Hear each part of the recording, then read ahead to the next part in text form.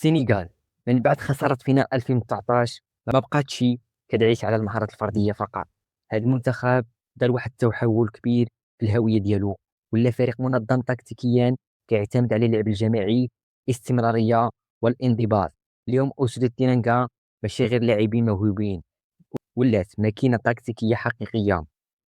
لاعبين خدامين مع بعضياتهم لسنوات طويلة، الشيء اللي خلى الانسجام بينهم عالي بزاف. تحركات محفوظة، تمركز واضح، واتخاذ القرار ولا جماعي أكثر من كونه فردي. هذا النضج التكتيكي هو اللي خلاهم يفرضوا الإيقاع ديالهم على خصوم كبار، ويدبروا الماتشات بعقلانية بلا تسرع. السنغال كتركز على اللعب عبر الأطراف وتوسيع الملعب باش يجروا دفاع الخاص بفتح المساحات، من بعد كيدخلوا لأنصف المساحات ويضربوا في العمق، إما بعكس الكرة أو بعرضية مركزة أو بتمريرات أرضية قاتلة داخل الصندوق. بهذه الطريقة الدفاع ديال الخصم كيبقى ديما متفكك وتحت الضغط. وزيد عليها الاعتماد الكبير على الكرة الثانية والتسديد من خارج منطقة الجزاء، بوجود لاعبين بحال لامين كامارا، إدريسا جاي، ساديو ماني وبابي جاي. أي كرة مرتدة من الدفاع كتولي فرصة حقيقية للتسجيل. هذا السلاح كيخلي الخصم ديما مهدد حتى فاش ينجح يبعد الخطر الأول. واحد من أكبر نقط القوة عند السنغال هو عامل التجربة. صحيح أن بعض الركائز عندهم معدل الأعمار طالع شوية، ولكن هذا الشيء عطاهم برودة دم كبيرة. ما بقاوش كيلعبوا بعشوائية، ولات عندهم القدرة على التدبير الريتم، كيعرفوا فوقاش يسرعوا اللعب وفوقاش يهدنوه. بهذه العقلية السنغال ولات منتخب بروغرامي كيربح بأقل مجهود وبأقصى فعالية. مع المدرب بابيتيو تم الحفاظ على أساس اللي بناه أليو سيسي، ولكن زاد عليه اللمسات اللي خلت الفريق أكثر مباشرة وأكثر خطورة في المناطق الهجومية. تكتيكيا تيو كيعتمد بزاف على الدوبل بيف في وسط الميدان للضمان لضمن التوازن وبناء اللعب المنظم من الخلف. في مرحلة خروج الكرة لاعبي وسط كينزلوا باش يفتحوا الممرات التمرير للأظهرة اللي كيطلعوا بزاف، وبمجرد ما كتضيع الكرة في الثلث الثاني الفريق كيدير ضغط عكسي مباشر لاسترجاعها بسرعة وفي أقرب نقطة للمرمى. الخصم ما كيلقاش وقت ينظم لعبه، والسنغال كتبقى مسيطرة على الإيقاع.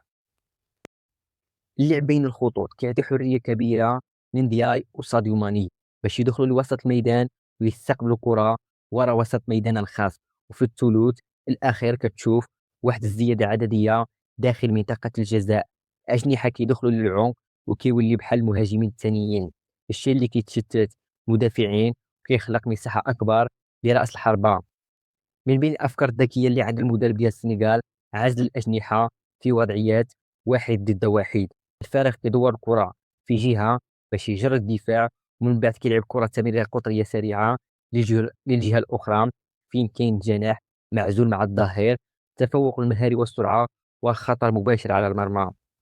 حتى فاش كيتشتت الهجوم لاعبي وسط ديال السنغال كيكونوا متمركزين على حدود منطقة الجزاء لأي كرة ثانية، يا إما التسديد المباشر يا إما إعادة تدوير اللعب بسرعة قبل ما الخصم يتنفس. الضغط ما كيتوقفش والخطر كيبقى مستمر. المرونة التكتيكية بابيتيو مرن تكتيكيا، فاش كيلقى الخصم جدود والحلول منعدمة كيحول الخطة من 4-3-3 إلى 4-2-3-1، وكيضيف صانع ألعاب تحت المهاجم. بهذا الشكل اللعب القصير في أنصف المساحات كيولي سلاح أساسي، ومعاه العكس الكرة للعمق اللي جا منها بزاف ديال الأهداف. وسط هاد المنظومة نيكولاس جاكسون ولا عنصر محوري، ما بقاش غير مهاجم كيستنى الكرة داخل الصندوق، ولا مهاجم محطة ومحرك حقيقي للهجوم. كيمتص ضغط المدافعين، يحمي الكرة بالدار ويعاون الأجنحة ولاعبي خط الوسط للصعود، خصوصا ضد الفرق اللي كتلعب بالضغط العالي. جاكسون كيكون هو صمام الأمان في الخروج بالكرة.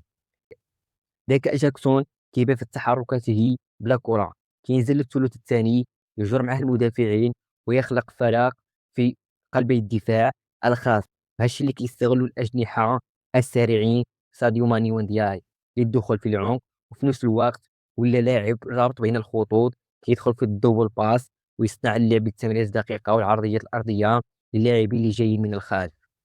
فعليا جاكسون هو رأس الحربة ديال الدار، كيوجه لاعب الخصم وكيجبر المدافعين يغلطوا في التمريرات. هذا المجهود البدني كيسهل على وسط الميدان قطع الكرة ويرجع للهجوم من جديد.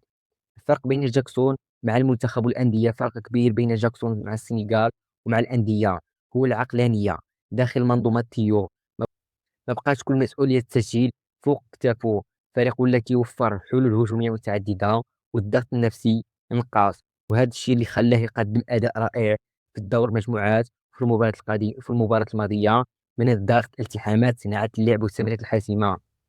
باختصار، أن بابو تيو رد السنغال منتخب كيعرف يصبر على الكرة، يتحكم في الريتم، ولكن بمجرد ما يوصل للثلث الأخير كيولي مباشر، سريع وخاطئ في اتخاذ القرار.